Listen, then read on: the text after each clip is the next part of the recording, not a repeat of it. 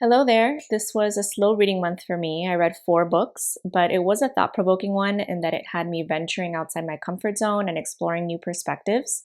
So grab your tea or coffee. We're going to take our time with these today, really soak it all in.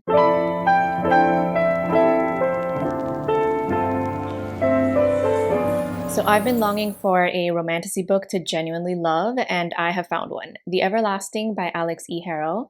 Enduring love takes on oppressive power. I recently posted a video on the ingredients that I tend to love in a book, and The Everlasting hits quite a few of those. I made a list. Political intrigue, a mystery to solve, ancient secrets, magic. Not really a book about books per se, but there is a really important book within the book. Time travel, the chosen one, sort of. Fantasy creatures, namely dragons. They don't have a lot of page time on the novel, but they are kind of symbolically important. Lovely prose, and most importantly, complex characters. The premise is that Owen Mallory, a former soldier turned scholar, has had this lifelong obsession with the Lady Knight Una Everlasting, who is this key hero and legend in the story of the founding of Dominion. Owen lands upon a book, The Death of Una Everlasting, and learns that his life is inextricably linked with hers. He's told that her death is critical to the survival of Dominion, that the Empire needs this story of heroism and self-sacrifice in order to thrive. But when he goes back in time and falls in love with her, he wants to save her from that fate, even though he's a faithful servant of Dominion.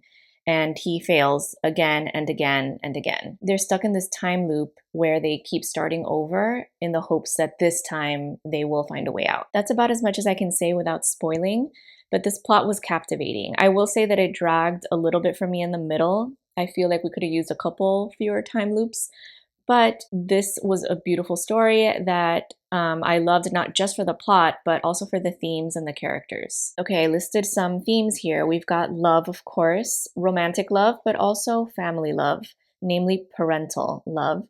We've got power, namely political power, but also we have a lot of talk about propaganda as power, and also writing as power, like the power of the pen or the power of storytelling wielded for evil, not just for good. Then we also have the trauma of war, and racial or ethnic oppression is another theme in this story. So the desire to prove that you belong with the dominant culture, only to find that no amount of molding yourself into being what you think they want is ever enough, that you'll never really be one of them. The characters are complex. Our heroes are flawed, but they endure, and we connect to their pains and we connect to their joys. The villains too. The villains are ultimately complex, and while the story in no way excuses any of their actions, we do kind of understand their reasoning. One final key feature of the story that I'd like to point out is the way that it successfully inverts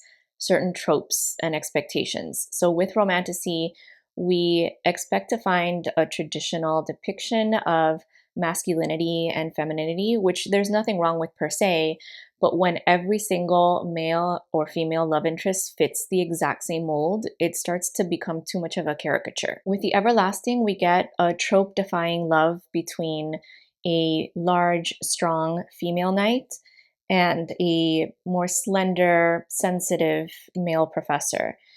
And yes, on average, most men are taller and stronger than most women, but that differential is so exaggerated so often in this genre that a representation of the opposite extreme is called for. And it works because Una herself is a warrior, and she's essentially like a weapon for the state. It's not just their physical presence, but also their quirks and personality traits that get this treatment. The story plays with what are typically seen as more masculine and more feminine traits.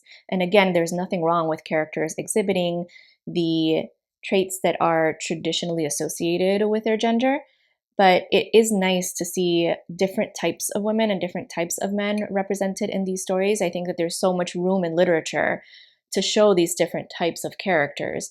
And it's really nice for different kinds of people to be able to see themselves represented in a grand sweeping romance like this. From inverting tropes, we move on to re-examining past works through a different lens with Pandora's Jar by Natalie Haynes.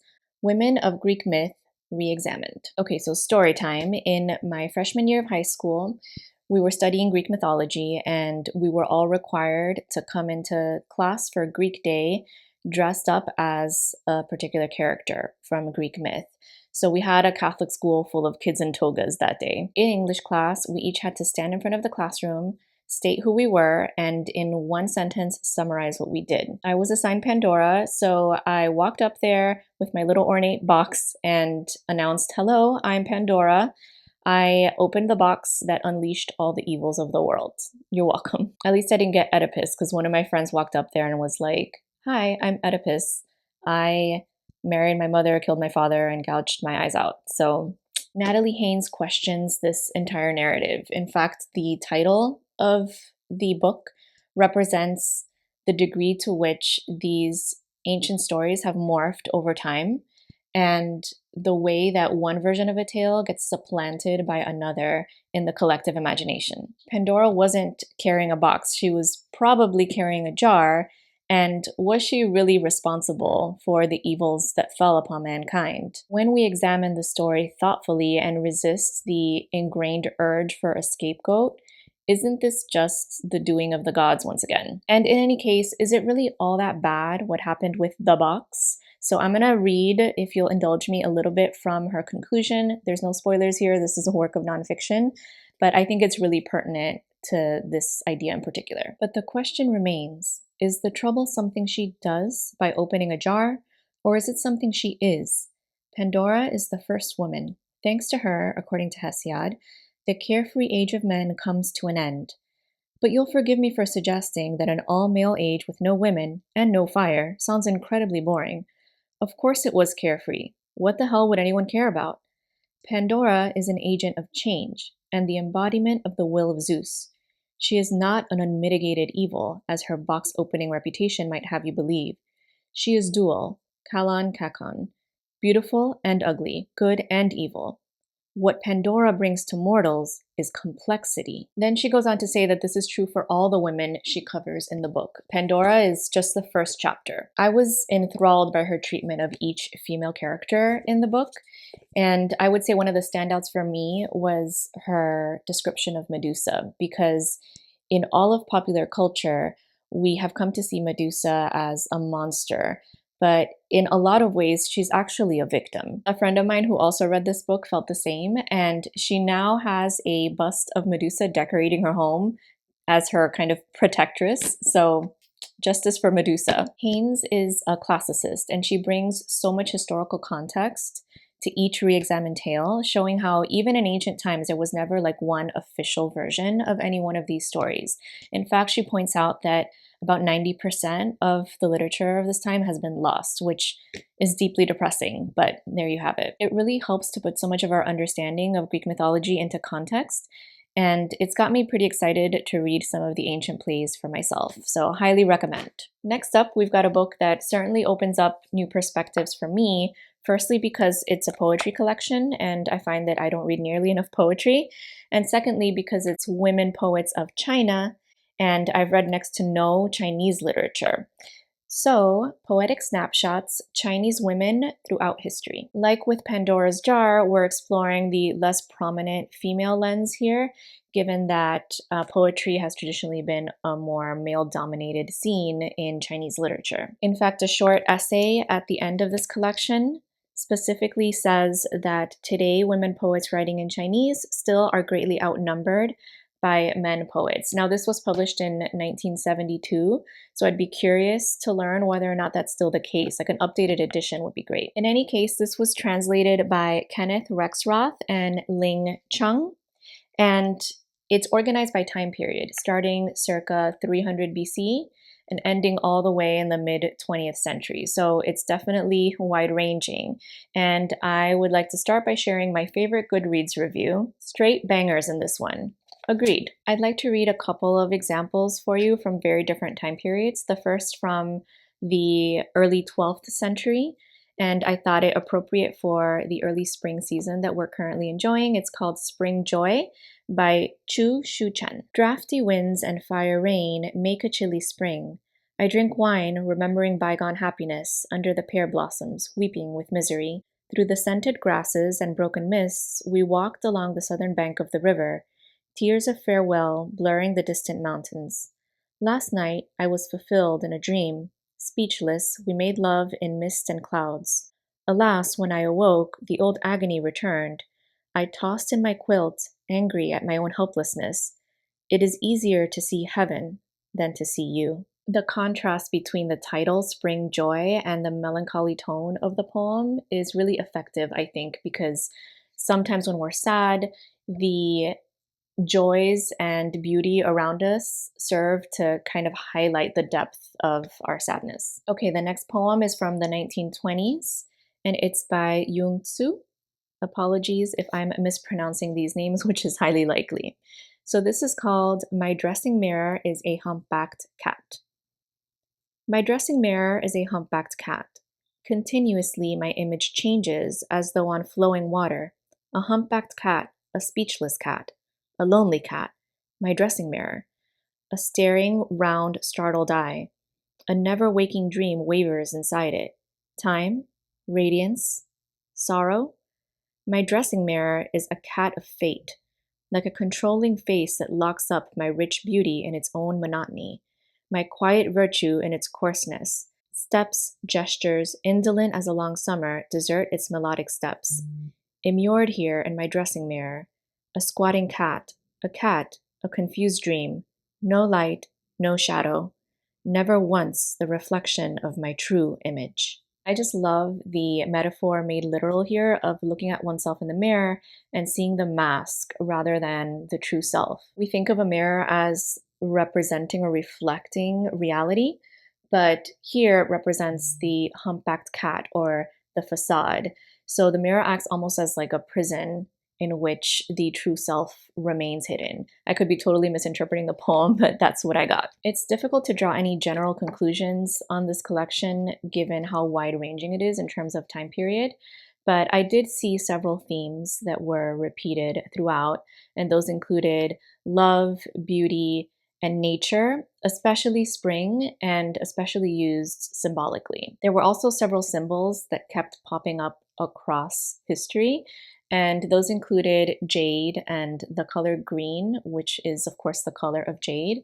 And we know that China has a long history with the jade stone, and it's prized for its beauty, but also kind of represents royalty and also immortality. I also noted the symbol of the mythological phoenix.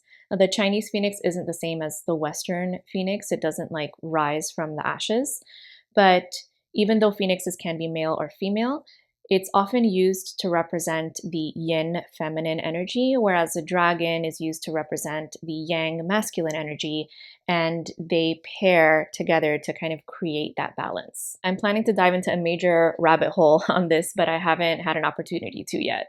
My last read for March also had me traveling outside the English-speaking world, but instead of reading it in translation, I read it in the original language in Spanish. The book is Platero y Yo by Juan Ramón Jiménez. Poet and pet donkey contemplate life. This was a gift from my father, who's a lifelong reader and who also has written plenty of poems and short stories that he's never formally published. He wrote me this little dedication here. I will attempt to in real time translate it. It says, Meli, I gift you this book that I so enjoyed when I was very young. I am sure that you too will enjoy it. I very much liked it because I felt that it's a work that's especially tender and its simplicity becomes very profound. Read it and you'll let me know. Also, I would like to reread it when you finish. For you, Nana is a nickname in my family for me. So I guess I have to give this back to him now. But let's discuss Platero y Yo. The title translates as Platero and I. This was originally published in 1914.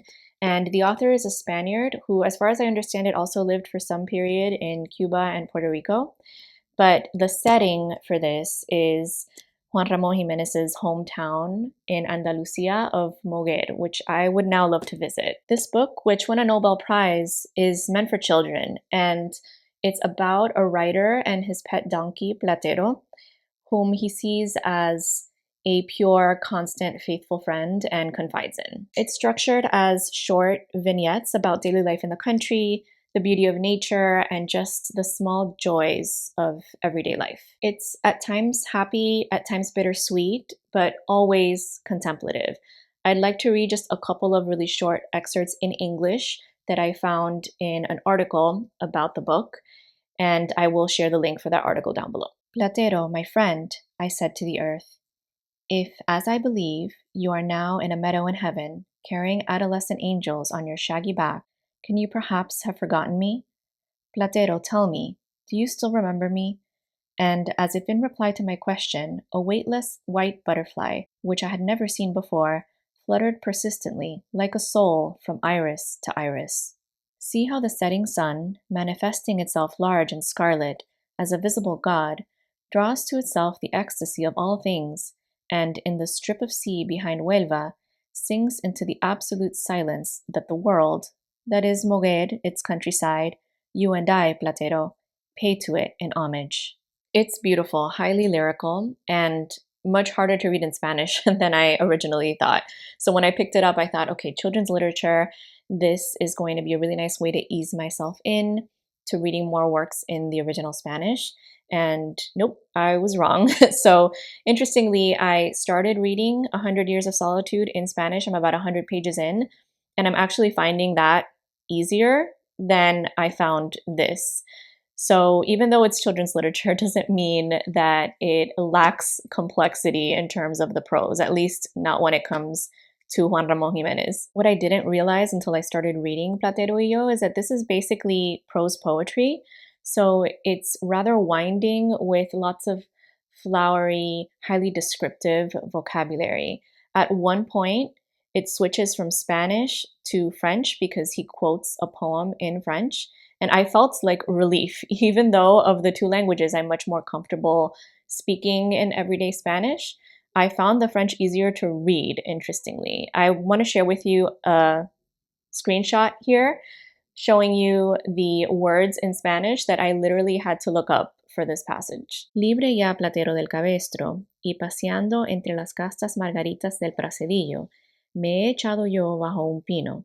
He sacado de la alforja moruna un breve libro, y abriéndolo por una señal, me he puesto a leer en alta voz. Comme on voit sur la branche au mois de mai la rose, en sa belle jeunesse, en sa première fleur, rendre le ciel jaloux de sa vive couleur. I remember that at one point there was a list of 5 or so words, none of which I understood, and when I looked them up, they were all fish. And I was a little bit frustrated because I was like, I know fish, pargo, cherna, salmón, bacalao. Like I have a lot of words for fish in Spanish, but Ramón Jiménez refused to give me at least one word that I would recognize so that I could then deduce that the rest of the list was probably also fish. There's also the added factor of this not being a story in the traditional sense. What we have is these small slices of life, which is lovely, but when the language is already a barrier, not having that traditional story arc adds a little bit to the difficulty. In fact, I struggle with just like short story collections in English for that same reason. All that said, this is a truly beautiful work, and I am genuinely glad that I took on that unexpected challenge. Moving on to my very loose April TBR, as I said earlier, I already started reading 100 Years of Solitude, but that one is on temporary pause for right now because I'm just kind of in the mood to read certain things. But I am finding it engaging so far. I just probably won't be finishing it this month. If after a palette cleanser, I'm up for it, I would like to try to read Baudelaire's Petit Poème en prose, because this is also prose poetry, but in French, and it would be really interesting for me to compare the French prose poetry to the Spanish, specifically like my experience of reading it, even though this is about a half century older. I also would like to read something that I know will probably be a smooth ride by an author that I already enjoy, and I'm one chapter in right now, so I would like to finish Sword Heart by T. Kingfisher. I'm also in the middle of reading on audio The River is Waiting by Wally Lamb, and that is pretty direct prose, contemporary fiction with a rather heart-wrenching plot, at least so far. So that will definitely be getting finished this month. And that covers it. My challenging yet rather rewarding month of March, seeing life and literature through a different lens. I'm curious, when was the last time you read something that you found challenging in a good way, or that made you see things a little bit differently? Please chime in the comments. I would love to chat, and I am wishing you a wonderful rest of your reading month ahead. Thank you for joining me. Bye-bye.